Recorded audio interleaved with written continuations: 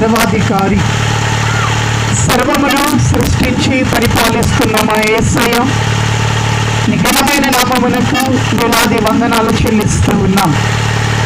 ఈరోజు ప్రభువా, ఇదిగో ఈ శిలువ యాత్రను మా యువపాలెం గ్రామము నుండి రహదారి మాత పుణ్యక్షేత్రము వరకు మేము కొనసాగిస్తూ ఉండగా, దేవా, ఈ శిలువ యాత్రలో మీరు మాకు తోడుగా ఉండండి. మీరు ఆనాడు యెరూషలేము పురవీధుల్లో శిలువను మోసుకొని మా పాపముల పరిహారార్థమై మీరు శిలువ మరణాన్ని పొంది ఉన్నావు.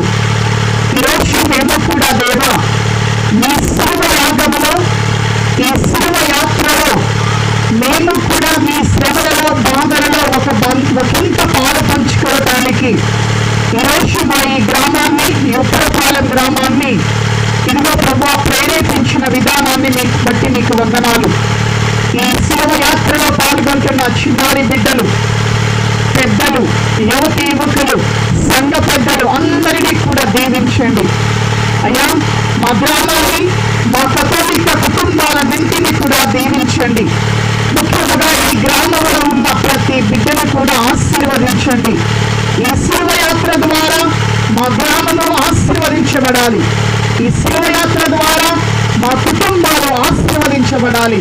ఈ శిలువ యాత్ర మీకు మహిమకరముగాను, మా కుటుంబాలకు, మా జీవితాలకు ఆశీర్వాదకరముగాను మార్చమని మమ్మల్ని తల్లి మీ ప్రార్థన, మీ వేడుదల మా అందరికీ దయచేయండి.